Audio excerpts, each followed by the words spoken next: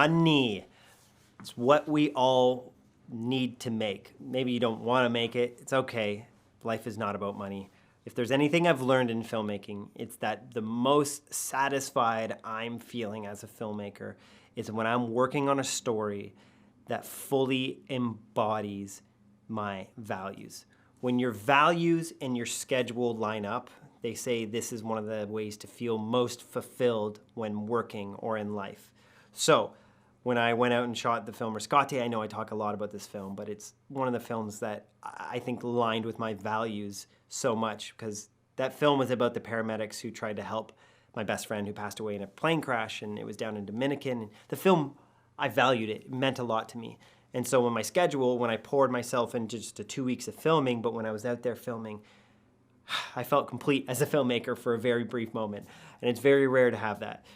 But I talk about all this theoretical stuff to actually come back down to something that can make some of us cringe, and that's making money, because this can be very difficult. But there is return on investment as a documentary filmmaker. We're going to talk about the financial side, but if you can give me just one more minute here to talk about some of the return on investment, is when you create a passion project, when you pour yourself into a film, chances are you're going to be going the extra mile because you really care about it. You really value about it. And we spoke about this before, about being passionate about a subject. And when you're passionate about a subject, when you're passionate about a topic, when your schedule lines up with your values, you're going to create something wonderful. And people are going to look at that and think, you know what, I want to hire that person who created that piece of art because I want my product, I want my company, I want my own story, or I want this TV series to be told with that same amount of passion with someone who valued that story the same way. So, this is an intangible return on investment. Well, actually, it's pretty tangible. When you pour yourself into a personal project, there's good chances it's going to open up some doors for you, which Rescate did for me, my very next project. When I was in the middle of my rough cut on Rescate, I sent it to a person at an agency. That guy showed it to his girlfriend at the time, and she was working on a Mercedes-Benz campaign, and they called me up to shoot a documentary for them, which then opened up many, many other doors. So, return on investment, first off, pour yourself into a project that you value, that you're passionate about. So there's 3 kind of timelines or categories that I've created for when you get your return on investment, and then I'll talk about in each one. So there's what I call immediate, interim, and long-term. So the immediate way you can make money on documentaries, if you're like, I need to make money right now in this film, is your day rate or sponsorship, or having a broadcaster fund it. Now, a day rate, this is when you're a cameraman, or maybe someone's hired you on as a director or an editor. You send an invoice and hopefully you get paid within 2 weeks or whatever the timeline is that you have. But this is the quickest way to make money off documentary, is being hired for your task, is what they call your salary or your day rate. Now, when you get hired for a broadcaster, or maybe there's funding from a film and you're on it, you do have to pay yourself, even if it's your own film. You do have to pay yourself out as one of the categories, whether you're directing it, producing it, or editing it. So this is the immediate return on investment, I call it. It's your day rate.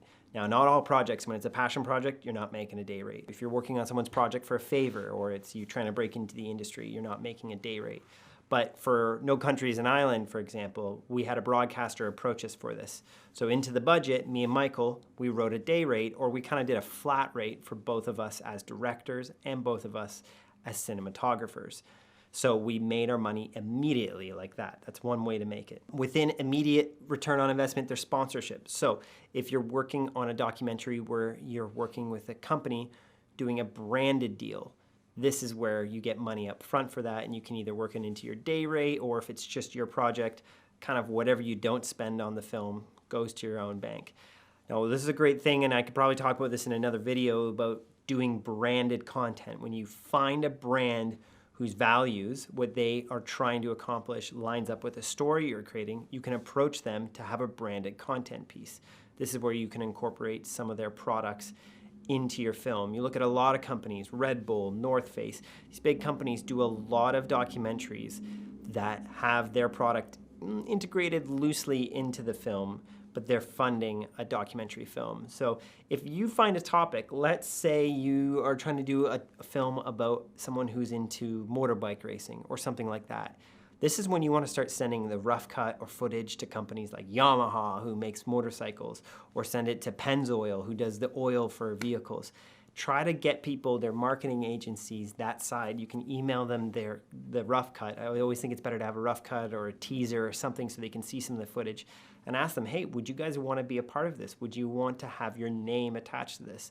Because they're going to give you sponsorship money right up front. And kind of with day rate too, like I said, a broadcaster will give you a certain amount of money. Now, sometimes you can get grants depending the country you're in. And I'm not going to go into too much detail about grants because every country is different. I feel very lucky and blessed to be in a country like Canada where we have a lot of film grants available for filmmakers. Now, there are a crap ton of work to get done. You actually usually hire what you call a grant writer. It's just someone whose profession is to write these grants.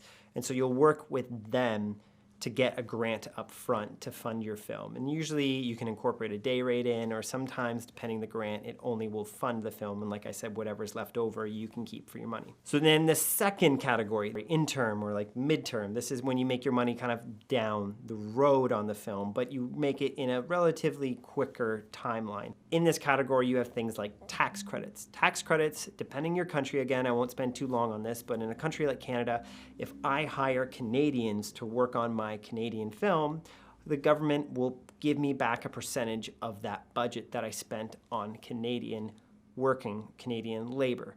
So this is a great way to make some money back on your film. So for No Country is an Island, for example, we're in the midst of our tax credits, and we should be getting back maybe about 25 to 30% of the money that we spent on labor in Canada, which is great because this is literally a check the government will cut you. And so this is something we make a year later after the film has been made.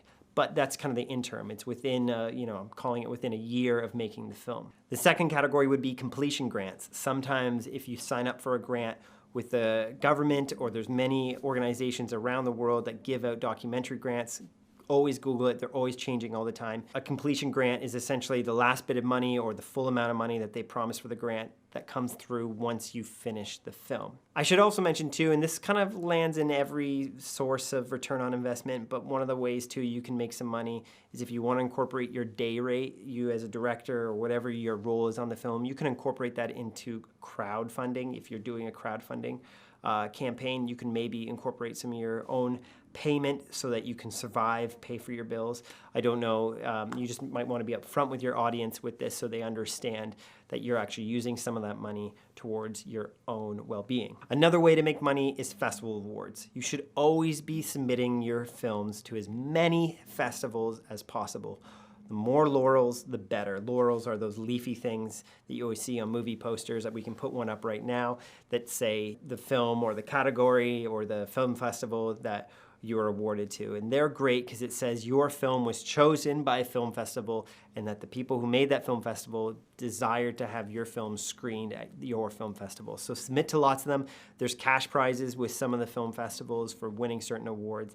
I know my business partner, Mikey, for his film Transformer, he made some good money off his awards. So this is another way once you finish your film to make money off it. But this is not really a guaranteed way. You got to make a really good film in order to get that money. And another way to make money in the interim is selling to a distributor. Distributor. This is someone who will take your film to all the streaming platforms, take it worldwide, try to get a bigger release.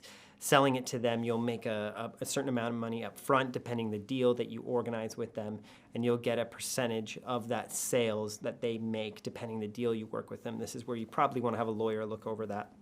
But selling to a distributor, yeah, it's getting less, I would say, equitable. You know, maybe 10 years ago, you could sell your film for $1 million. It's coming down a lot these days, but it is still one way to make your money back when you've completed your film. The last two categories in the category of long-term ways to make your money back, one way is for stock footage. So if you've had people sign release forms, which we talk about in our legal section of this course, is you can take your film's footage and put it on websites like Film Supply. Highly, highly recommend Film Supply. I work with them. If you can submit and be taken on as one of their filmmakers, it's a great way to make money. There are some months I can make my whole salary just from Film Supply, which is fantastic. It's a great way where I've taken the footage from my films, put it on that website. And what I like to do too is I'll give a percentage of the sales that I make on Film Supply to the people in the footage. Don't just hoard all the money for yourself.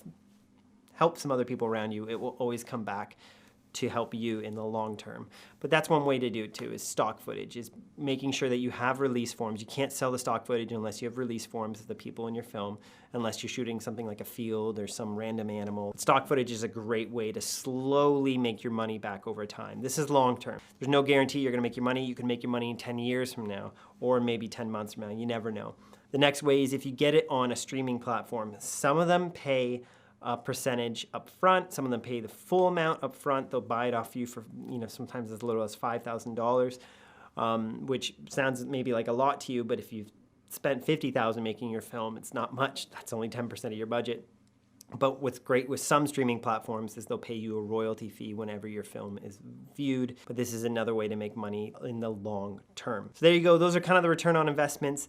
Again, one of the best ways to make money from being a filmmaker is just make incredible films, and people are going to say, hey, I want to hire this guy to do the same thing for me. Sometimes you got to take a little time away from your own passion to work on other people's to make the money so you can go back and work on your own passion. But the desire for me, and kind of why I started a YouTube channel, is so that I can just always be working on what I'm most passionate about, and I hope the same for you.